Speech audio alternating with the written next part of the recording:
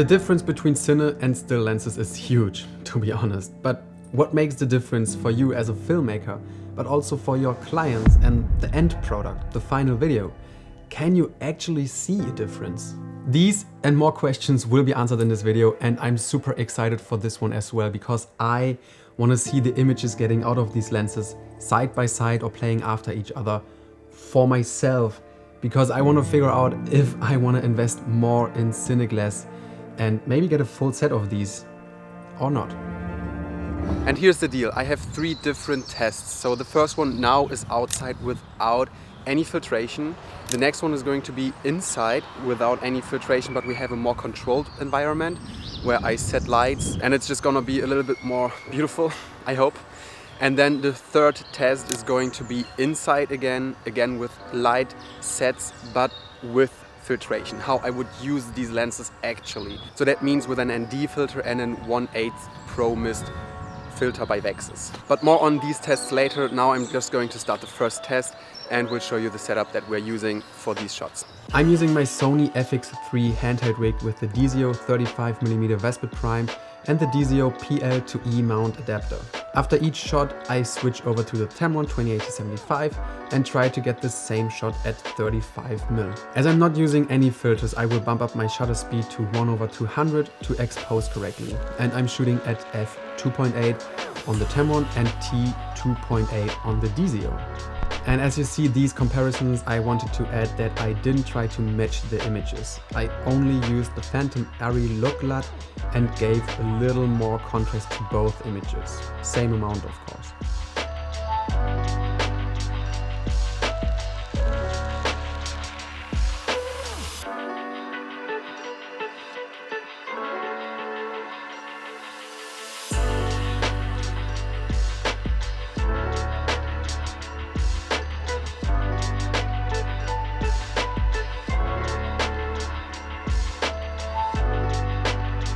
Okay, before we move on to test 2 and 3, let me reveal this one. And could you see a difference? I personally think that you can see a difference if you know what you need to take care of. Okay, maybe you can't really see a difference in the wide shots, but definitely in the close-ups. The bokeh is more creamy and the fall off in the out of focus area just seems to be nicer in my opinion. The DZO is softer than the Tamron, which is probably the most remarkable thing about cine lenses. At this point, let's take a closer look at the differences from cine and still lenses.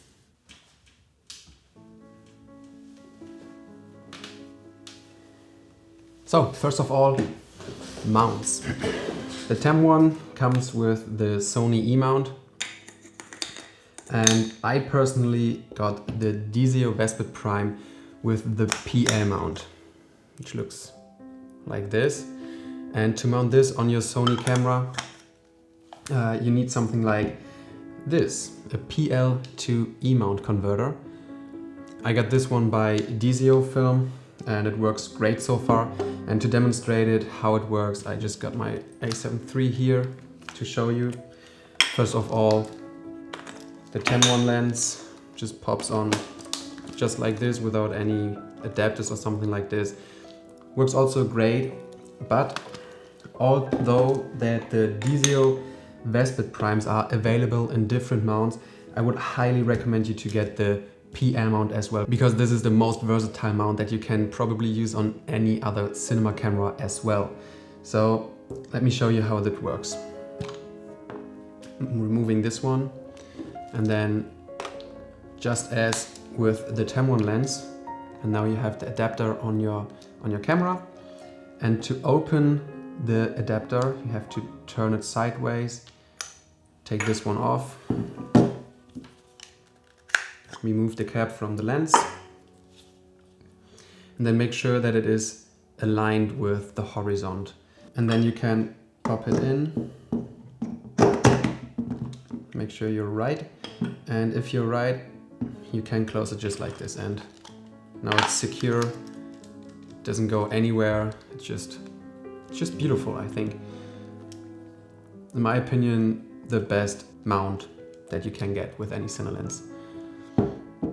What's also great with PL mount, you can always align it perfectly with your horizon so that the logos and everything from the lens is perfectly shown. And I personally shoot a lot of vertical stuff as brands more and more need to shoot content for social media, and PL mount just gives you that opportunity. Let me show you.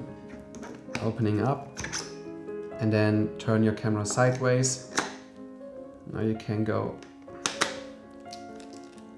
in like this and secure it. And now if you mount your rig, you will see that your logo is just perfectly aligned. And I don't know, it's just beautiful, I think. Just a quick side note. The second thing, no autofocus. Cine lenses are completely manual and you just simply can't use autofocus with these lenses. And while probably most of you guys are shooting with photo lenses and you always have autofocus on, this could be the biggest downside for you when it comes to getting into cinema lenses. But to be honest, for me, this is one of the biggest advantages actually. The focus is another tool to tell the story and helps you to emphasize something in a specific scene. Learning how to use manual focus was one of the best things I can think of when it comes to practicing cinematography. And when you once used manual focus on a cine lens, you'll never want to focus with a photography lens again. With cine lenses, you have a consistent focus gear with hard stops and markers.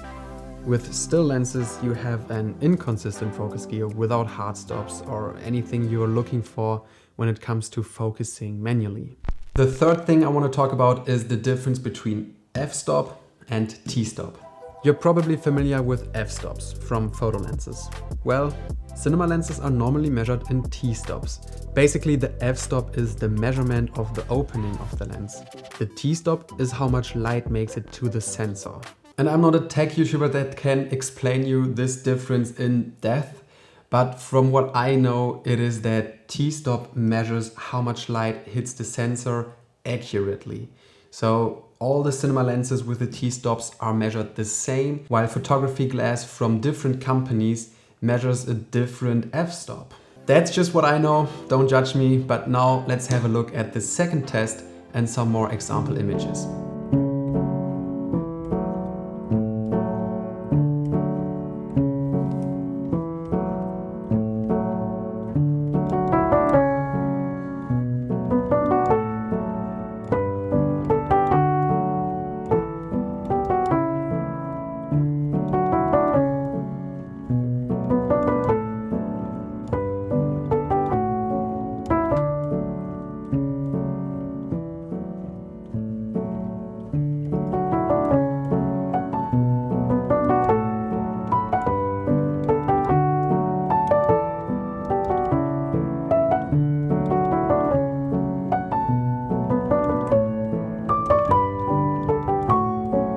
Okay, I can understand if you think that the differences aren't that huge, but if we take a closer look at the second portrait shot, I don't know why, but I think there's just something about the DZO image that, I don't know, I just really like.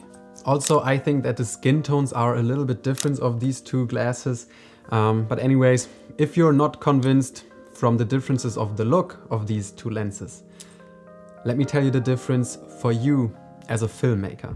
First of all, you invest in a piece of gear that will last you probably your whole career. The build quality of cinema glass is just completely different to photo glass. The feel and touch of these lenses is just incredible, and I wish that you could hold this lens right now in your hands because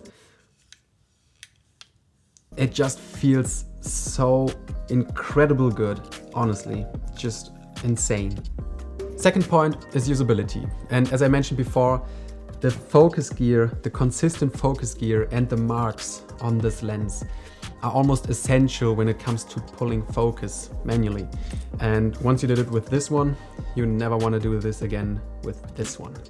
And also, I believe that the fact that you only can use manual focus brings you one step closer to becoming a cinematographer.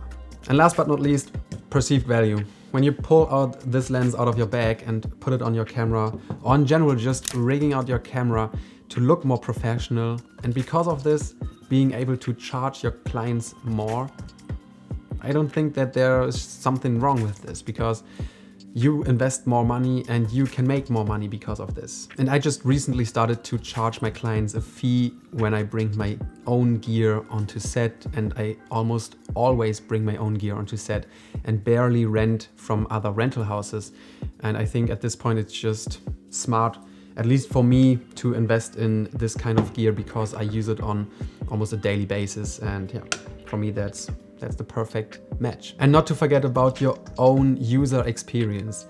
Holding this one in the hand against this one, this plastic and this metal housing, it's just such a difference. And every time when I look at my rig, I'm just so motivated to pick it up and go out and create something new. And this fact alone makes it so worth it for me to invest in gear that motivates me to actually work with it, because this is the only way how I become a better cinematographer, a better filmmaker. Now you have my opinion, and I'm sure you have already built yours. But anyways, I still have the third test for you, and just for the sake of sharing some more frames, some more images, some examples, here you go. As I mentioned earlier, this time I'm shooting with filtration, so this is the Tilta Mirage VND system with a 1/8 Pro Mist filter by Vexus, and I'm on my A7 IV this time, as these were the first test shots I took back then when I had not invested in my FX3. Just for your information, but it shouldn't make any difference because I'm shooting in the same codec. So now, enjoy some frames and behind the scenes. So right now, I'm not really happy with the lighting setup, and I'm trying to change this with the reflector.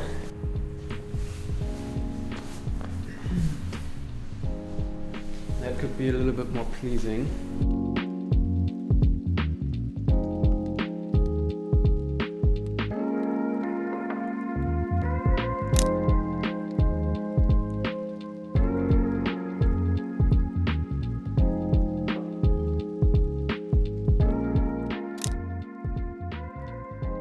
Now we have Lois getting into the door, going to the fridge, and in this scene we are getting two different angles, so one wide shot, and then we're going to pull it a little bit closer, like standing completely here and getting a close shot of his face, watching into the fridge.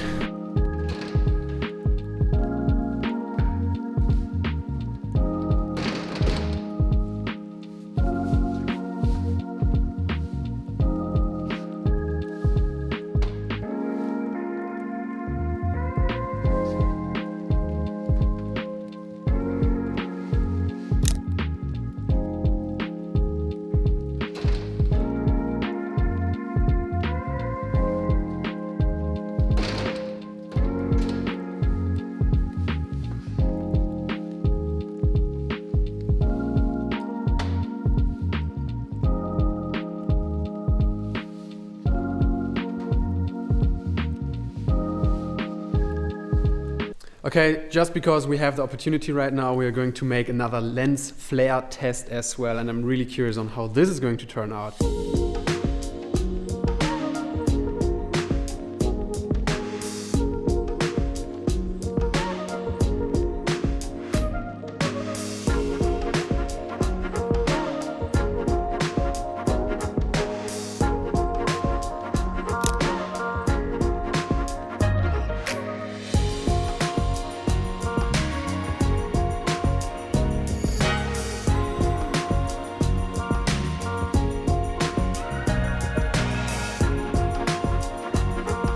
What I've just realized from creating these short sequences for the comparison video is that this is something that I'm really into. I just love to create a beautiful scene, set the lights, set the framing, and then just record this.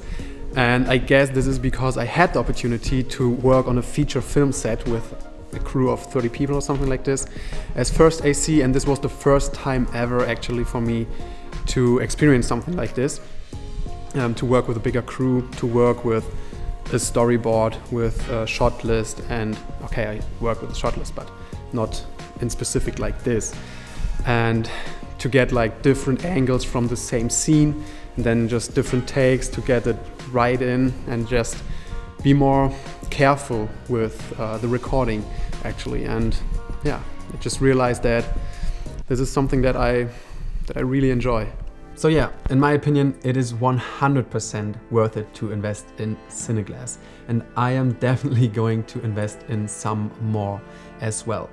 But I'm not 100% sure in which one, because right now I only have the 35mm VESPID Prime, and I have an upcoming shoot where I am using the Cutter Zoom by DZO film, the 35 to 80mm, and I'm just not sure right now if I want to stick to prime lenses or to zoom lenses. But I guess I will figure it out, and I will definitely share my experience with you as well. And if you don't want to miss out on that, please make sure to subscribe to my channel and also like this video, because this would support me a lot. And if you did it, I'll see you guys in the next video. Have a good one.